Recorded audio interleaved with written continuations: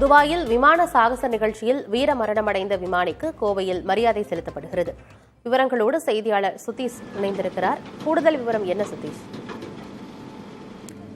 ஆனந்தி, தேஜஸ் விமானம் துபாய் விமானப்படை கண்காட்சியில் விழுந்து விபத்துக்குள்ளான நிலையில் அதன் விமானி நமன் சியால் உயிரிழந்த சம்பவம் விமானப்படை ராணுவ பகுதிகளில் பெரும் சோகத்தை ஏற்படுத்தி இருந்தது.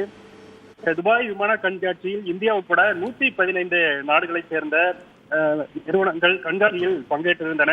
நேற்று முன்தினம் பிற்பகல் சுமார் 2:10 மணி அளவில் விமான சாகச கண்காட்சி ஆனது நடைபெற்றிருந்தது துபாயில். இதில் சூலூர் விமானப்படை தளத்திலிருந்து விமானம் தேஜஸ் MK-1 இலகுரக போர் விமானம் சாகசத்தில் ஈடுபட்டிருந்தது.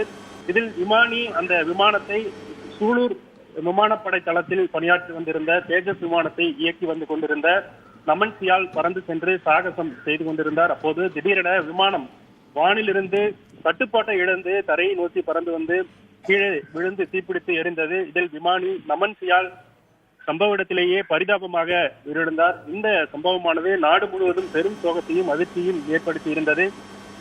இதனையடுத்து இந்நிலையில் நமன் சியால் சூலூர் விமானப்படை தளத்தில் கமாண்டராக பணியாற்றி வந்தார் என்பது தெரிய வந்தது.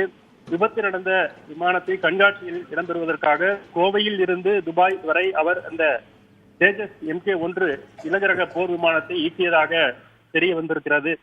அவர் உயிரிழப்பால் சூலூர் விமானப்படை தளம் சோகமாக காட்சியளிக்கக்கூடிய ஒரு சூழ்நிலை தற்போது நிலவி வருகிறது. சூலூர் விமானப்படை குடியிருப்பில் நமன் சியால் தனது மனைவி மற்றும் 7 வயது குழந்தையுடன் வசித்து வந்திருக்கிறார். அவருடைய மனைவியும் விமானப்படை அதிகாரியாக பணியாற்றி வருவதாக தகவல் தெரிவிக்கப்பட்டிருக்கிறது. தற்பொழுது அவர் விமானப்படை தொடர்பாக மேற்படிப்பு படித்து வருவதாகவும் அவருடைய 7 வயது பெண் குழந்தை 2ஆம் வகுப்பு படித்து வருவதாகவும் கூறப்பட்டிருக்கிறது. இந்த நிலையில்தான் அவர் இந்த விமான விபத்தில் துபாயில் உயிரிழந்திருக்கிறார்.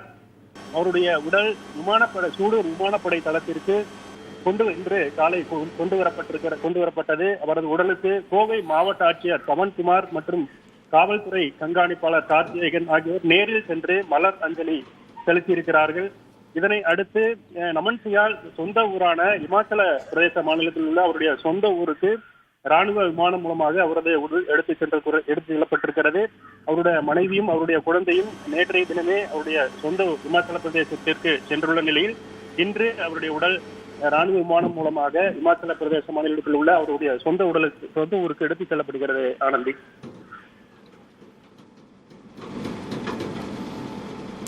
விமானியின் உடல் அவரது சொந்த ஊரான ஹிமாச்சல் பிரதேசத்திற்கு எடுத்துச் செல்லப்படுகிறது. அதற்கு முன்பாக அங்கு அவருக்கு இறுதி அஞ்சலி செய்யப்பட்டு வருகிறது. அது குறித்த விவரங்களை வழங்கியமைக்கு நன்றி சுதீஷ்.